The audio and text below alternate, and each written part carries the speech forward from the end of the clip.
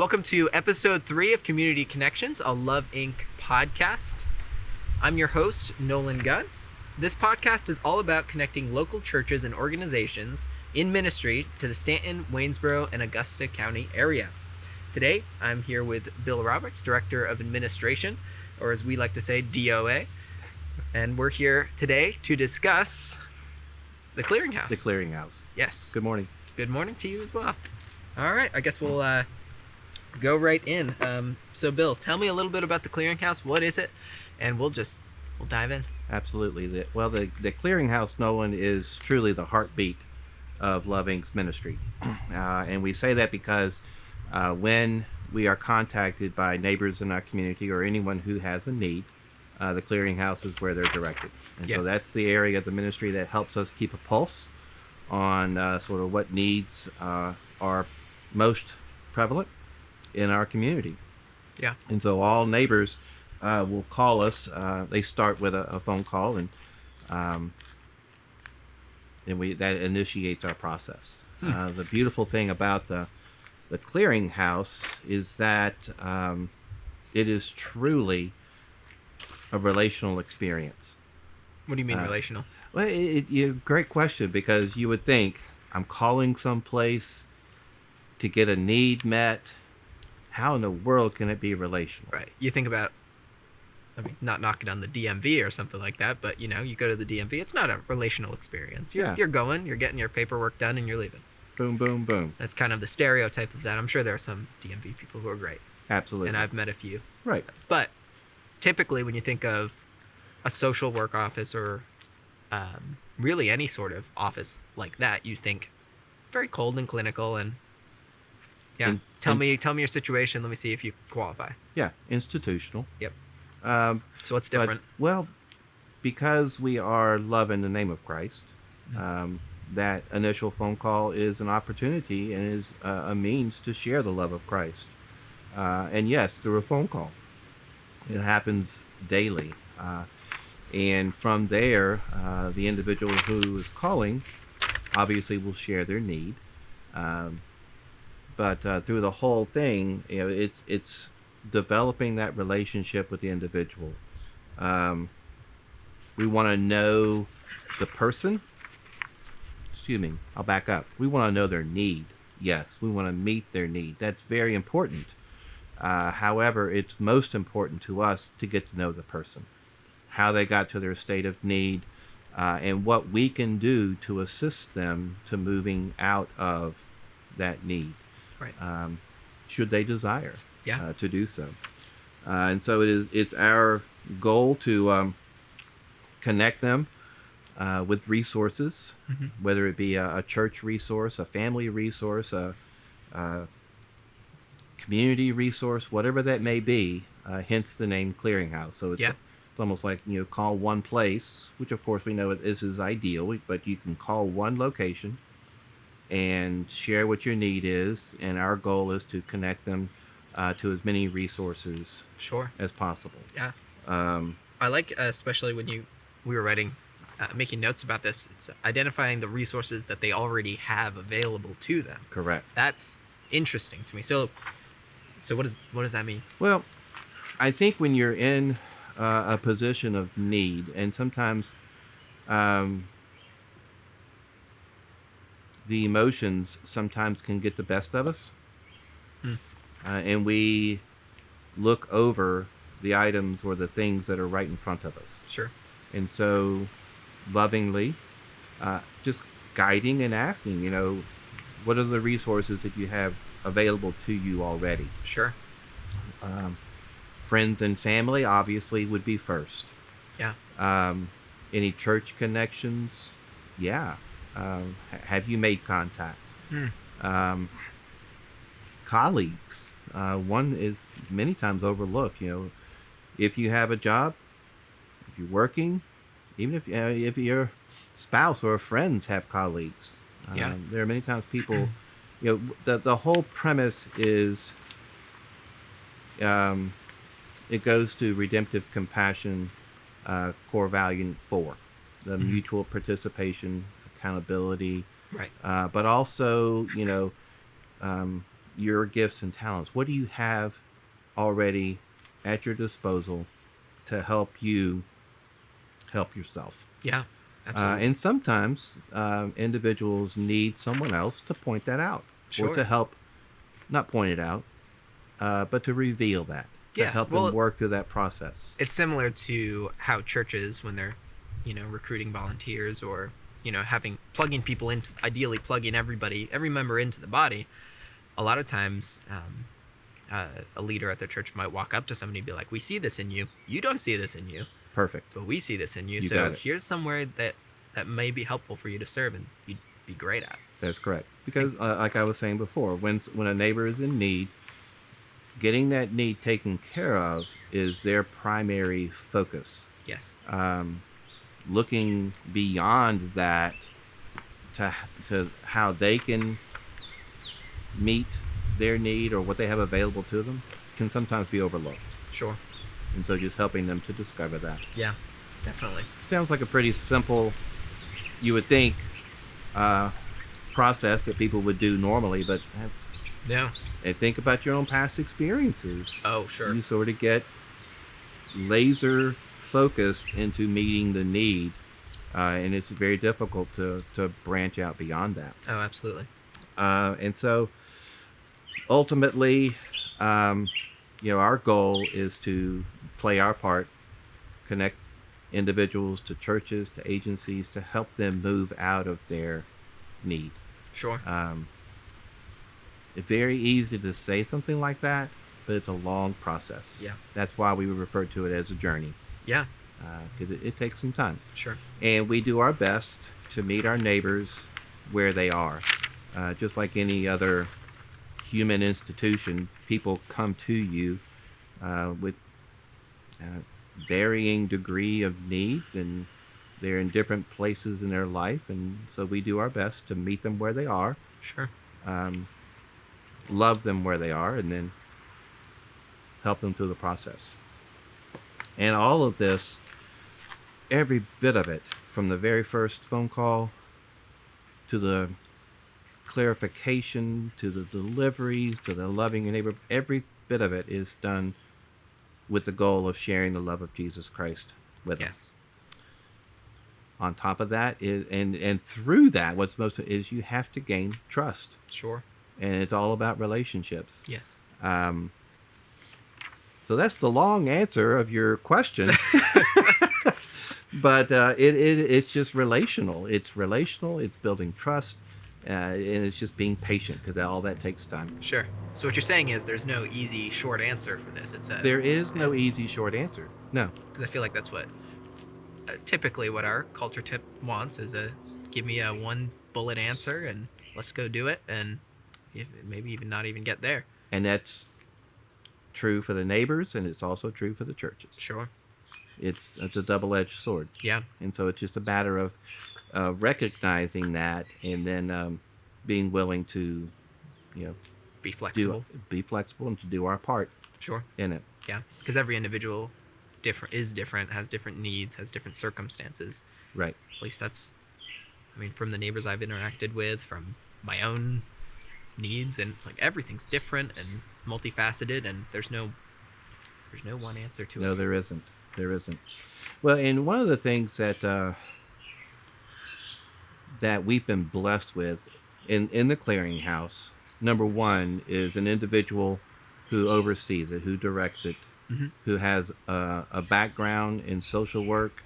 She's a walking encyclopedia Oh my of gosh. community Yes. resources.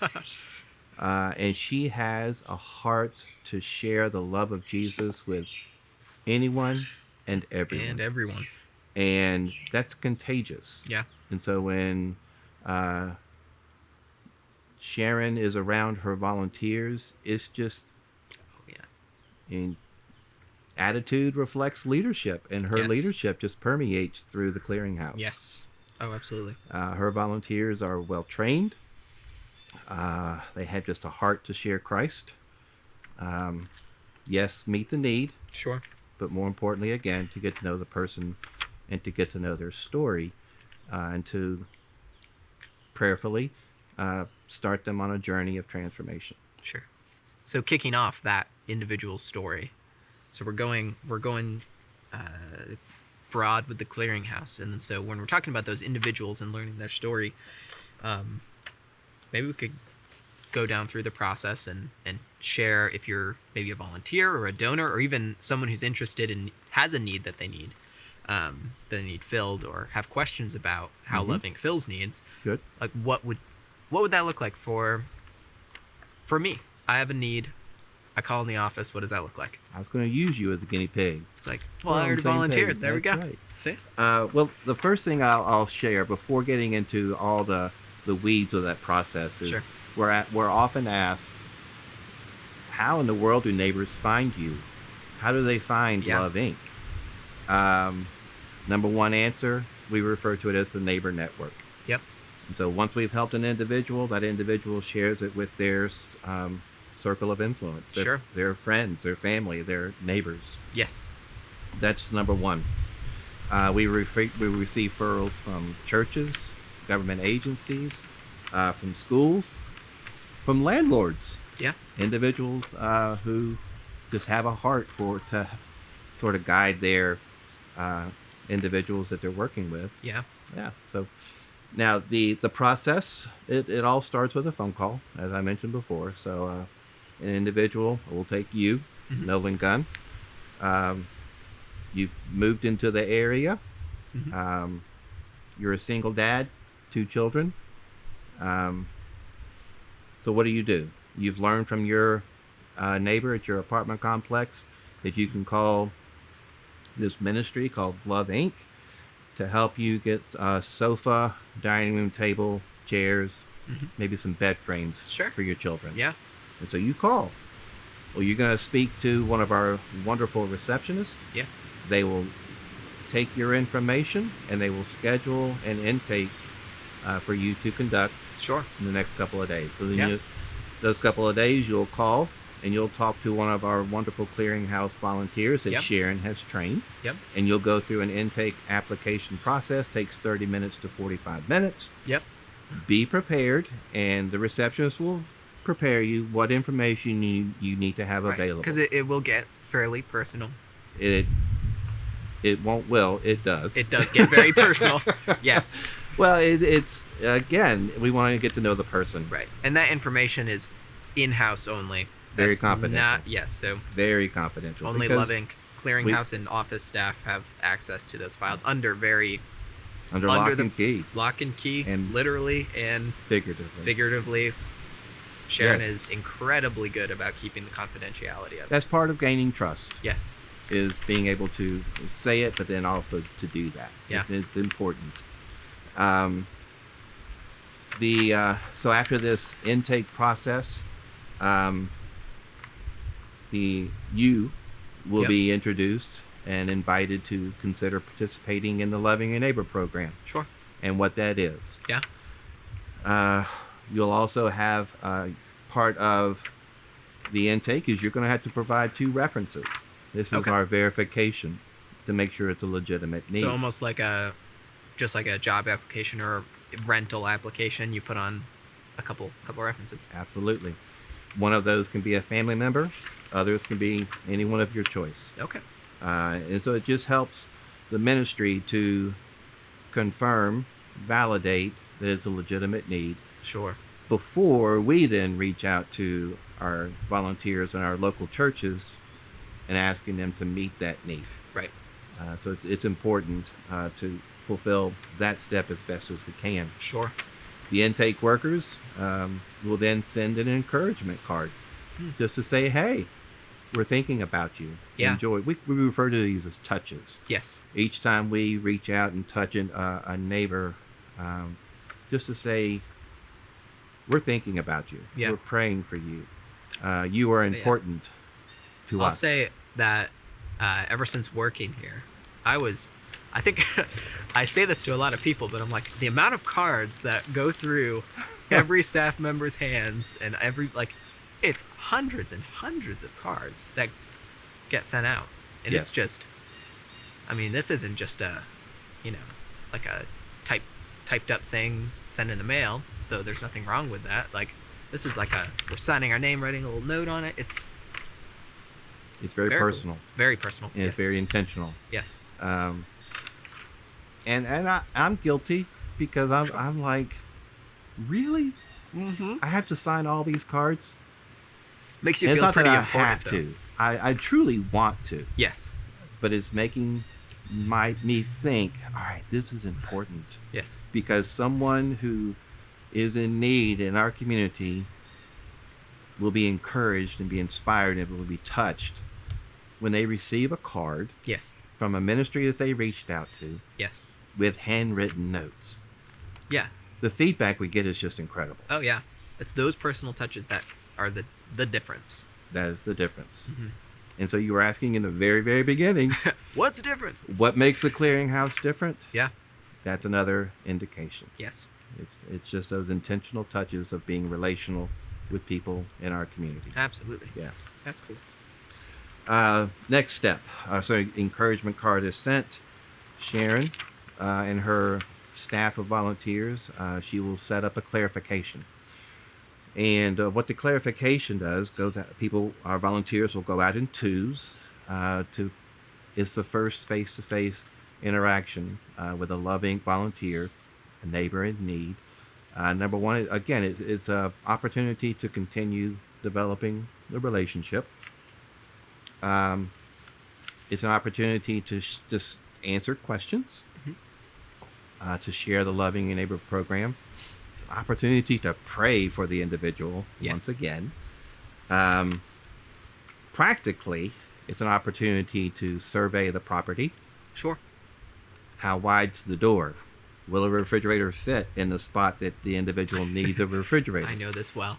How many stairs are we going to ask our volunteers to carry items? It's like which volunteer should we send out there? It's like, should we make sure that Ethan or myself, or do we need to borrow somebody who's able to, go up a few more flights of stairs? That's correct. So because we want to be able to put our volunteers in a situation where they're going to be successful. Correct.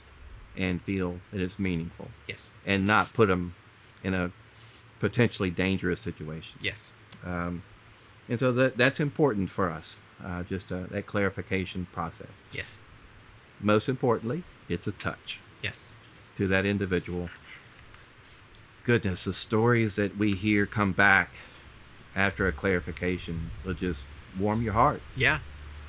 And make you cry. Oh yeah. When you truly see how some of our neighbors are living in our community. That just opened my eyes wide. Just even if you don't necessarily volunteer long-term for Loving, doing even a clarification or a delivery is enlightening in a lot of ways. Exactly right. It can be disheartening because you realize that there's so much need and there's so much, I don't know what the word would be, but there's just so much need. And right. It's difficult to walk away from that and be okay with doing nothing. Yep. Well, and again, people in the community, in our churches, they ask us, who are these individuals in need? Yeah. And so often, one thing that we've learned is that that people are good at disguising. Sure. For multiple reasons. Yeah.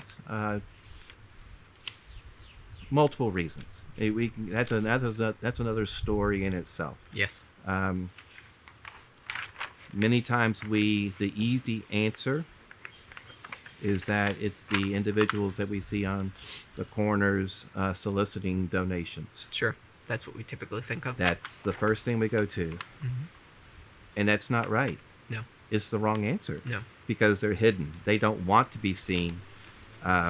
Again, for multiple reasons that we have to respect. Yes. And we want to protect their dignity. Yes. What we've learned is that they are there. Yes. And they desire to be loved. Mm-hmm. And the church is so perfectly designed and suited to do just what we're asking the church and giving the opportunity to do. And yes. that is just to touch people with the love of Christ through your gifts and talents. Yeah. Just be there. Yes. So, back to the processes. I went down a little squirrel trail. Sorry. It's all good. So, applications done, verifications done, clarifications done. Now what? Sharon will go through the list of the needs. She works very closely with Ethan Colvin in our donation center. Form of needs goes out there, and then that process begins where we select and pick the items. Again, the best of what we have in our inventory, identified. Ethan then takes it from there, scheduling a delivery, working with his volunteers, getting everything selected, contacting the individual. And then once it's all done, there's a follow-up phone call to the individual, the neighbor that's received the items, again, to pray with them, but also just answer any questions, just to follow up. Yeah. And how they're doing. Yeah. We talked a little bit about this in the previous episode as well. Yes, we did. Where we just kind of went through that. And I wanted to take a couple seconds, if you're watching this on Facebook or listening to this via audio, if you wouldn't mind on Facebook, right below this video, there's a little share button. And if you'd like to, if you feel like what we're doing here is meaningful to you and you think that it would help one or two people, consider sharing it. Just click that share button, share it to your wall. You don't have to say anything. You don't have to do anything. And that would mean a lot to us if you would do that. Absolutely. But anyways, we'll get right back to it. Let's all right. keep on trucking. Very good. Thank you. But again, just to sort of wrap up, there's the whole clearinghouse experience, and it all stems from your very first question, and that is someone's calling for need. Isn't that easy? You just boom, boom, boom. What's the need? Meet the need. Yeah. It's very transactional. Got a leaf on your shoulder. Got a leaf on your shoulder. I said, yes, it can be transactional if you choose for it to be. We choose for it not to be. Yes. We choose for it to be transactional and relational, and that's ultimately the clearinghouse. And right. That relationship is built on the love of Christ. Yes. It's not one size fits all. It is not. Very so that, cool. in a nutshell, Yeah. is the clearinghouse. That's very cool.